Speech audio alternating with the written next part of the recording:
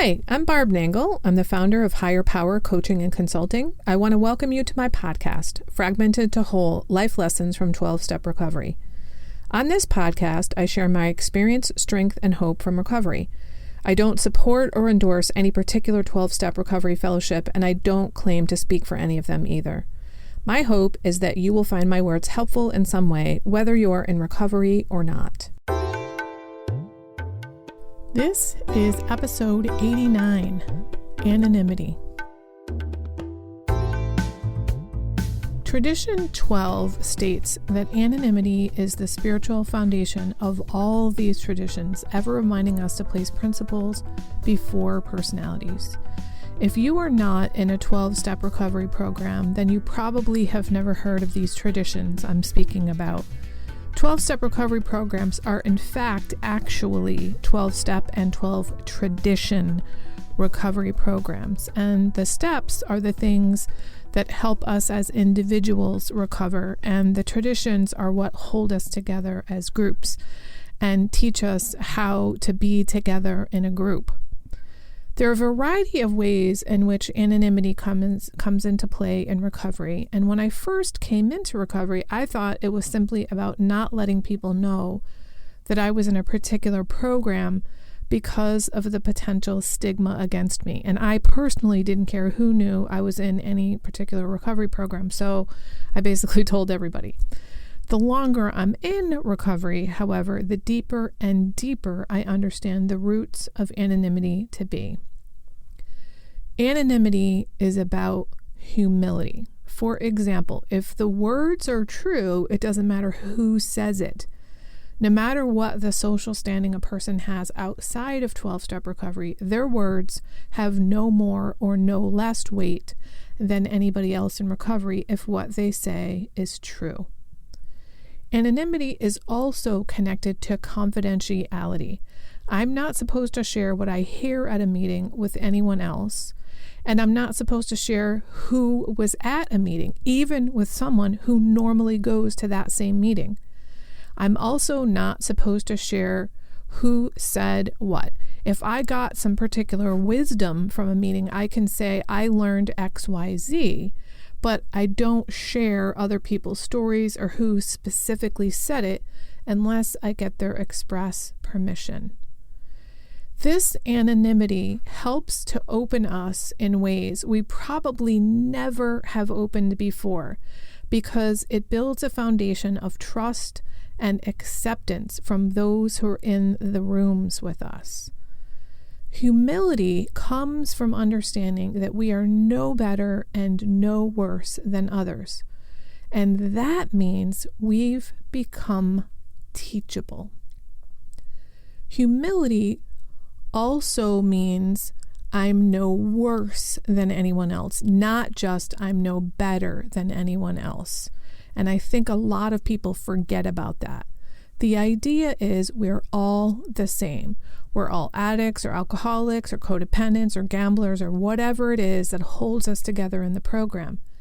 Nothing else matters besides that we qualify for being in that particular room. That's the only thing that matters. And that means that social status has nothing to do with our being an addict or an alcoholic or compulsive or whatever. So it has no place in the rooms of recovery. That also means that those in relapse are no more or less important than those who have never relapsed, and neither is more important than the newcomer.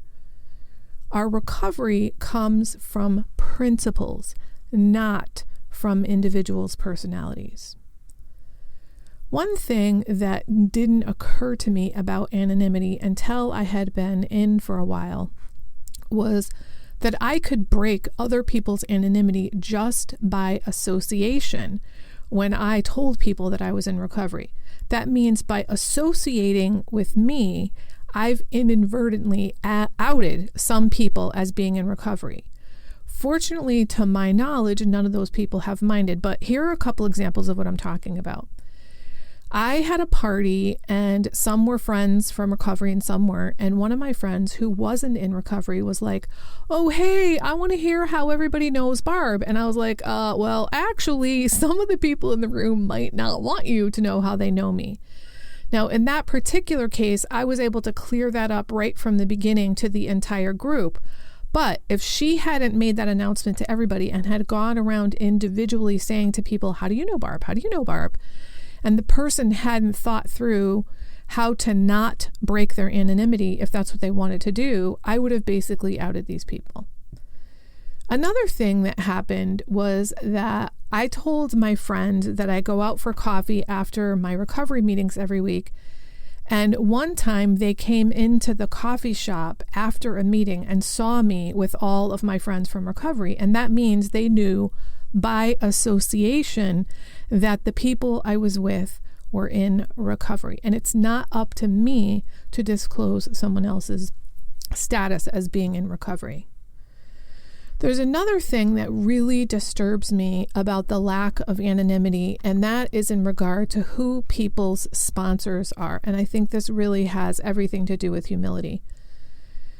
I have learned over time to keep the anonymity of my sponsor and that my sponsees should keep me anonymous as well. I wish I had learned that in the very beginning of recovery, because I had a sponsor who relapsed and everyone knew that he was my sponsor and everybody in my entire area knew who he was. And that meant I couldn't talk to anybody in that fellowship about his relapse and how it affected me without gossiping.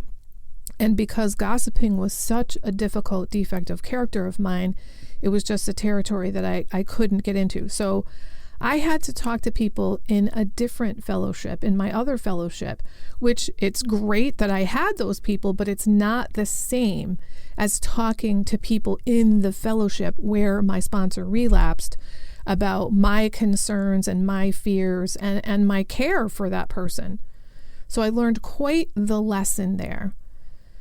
Another thing that happened was I gave the phone number of one of my sponsees, who I will call A, to somebody in recovery, who I will call B. And it was to talk about a very specific issue that I thought A could be helpful with. Well, it turns out person B ended up asking my sponsee, person A, to be their sponsor. Not long after that, I was in a meeting with person B and he mentioned getting a sponsor and something about their work together. He didn't know that I knew who his sponsor was or that I was his sponsor's sponsor, because I have my sponsees keep me anonymous. It made me extremely uncomfortable. It was like being in a dysfunctional family where we're keeping secrets and we're trying to keep track of who knows and who doesn't know and all that shit. And it was just really uncomfortable. So I reached out to someone who was in recovery for a lot longer than me about this situation, about what to do about it. And he said, you know, Barb, if your sponsee had never told you that they became that person's sponsor, none of this would be happening. And I was like, oh my God, you're right. Even though he's my sponsee, he should have kept his sponsee's name anonymous. But because he didn't, we had to do something about it.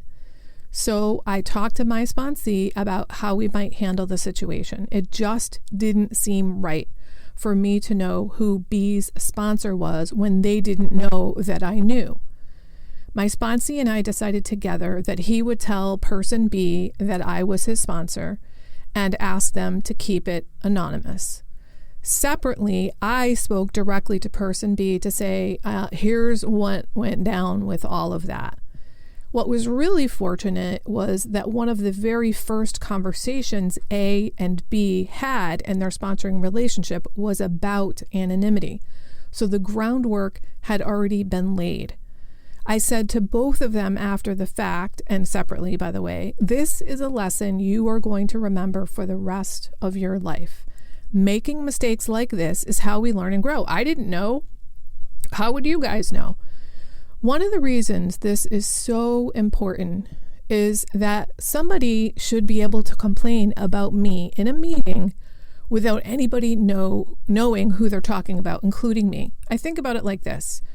If I have a beef with you and I am placing principles before personalities, I should be able to talk about you in a meeting with you sitting right next to me and you not even know that I'm talking about you. Because for me, it's about the personality. It's not about the personalities. It's about the principles involved, not the personalities. And there's more about why we should not only keep anonymity outside the rooms, but inside the rooms. Let's say you sponsor 10 people who are in the room and everybody knows it. And they each sponsor 10 people in that same room and everybody knows it. That means you very likely have an influence and a large chunk of people there, so that if you say something, people are going to feel a certain amount of loyalty and perhaps a certain obligation to really pay attention to what you say. And if what you are saying is fucked up, it's going to be very difficult for people to speak up against you.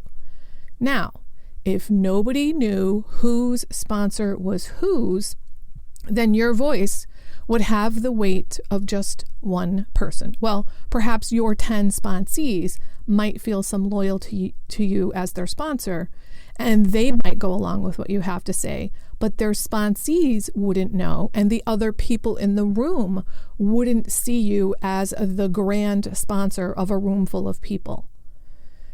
If everyone knows who's sponsoring who, that's not humility. Another thing is that anonymity requires that no one person can be seen speaking publicly for any particular fellowship. So if you're going to talk about a particular fellowship publicly, then you can't use your face or last name. Or if you're going to use your name and face, then you can't speak for a specific fellowship.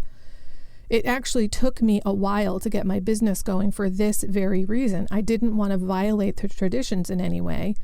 And I talked to a number of people from various fellowships who've been in recovery for decades and was told that I can't ever publicly identify the fellowships I participate in. If I talk to someone individually, privately, I can tell them the fellowships I'm in.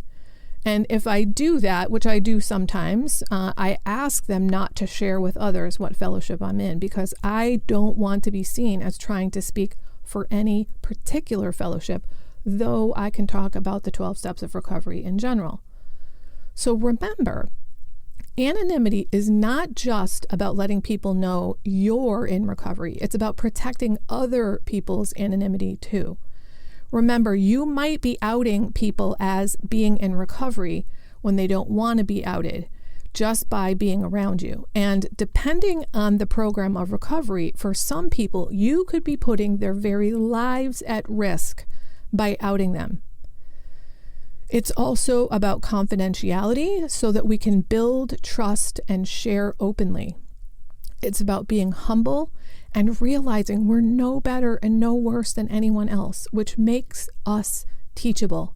And being teachable is what we need. We obviously don't know how to run our lives, or we wouldn't be in recovery in the first place.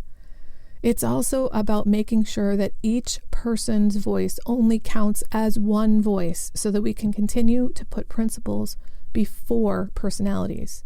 It's the spiritual principles of recovery that make it work. It's not the personalities of any of the individuals in the program, no matter how long or how short of a time they've been in the program. That means no one person gets to speak for a specific fellowship, either inside or outside the fellowship. So I ask you, have you been a little too loose with your anonymity in any of these areas I've mentioned? If so, I encourage you to think about how you might shore up your anonymity. That's it for today. Please share this episode with anyone who might find it helpful. If you like what you've heard here, you might be interested in private coaching with me. If that sounds like you, then head on over to barbchat.net, where you can get on my calendar for a free 20-minute consultation to help you make lasting changes in your life like I've made deep, lasting changes in my life. My ideal client is someone who is ripe for change, but I'll coach anyone who wants to be happy, joyous, and free. So if that's you, then go to barbchat.net and get on my calendar. I'd love to chat with you. Please like and subscribe to this podcast on your favorite podcast outlet. This helps other people find me. Thanks for listening.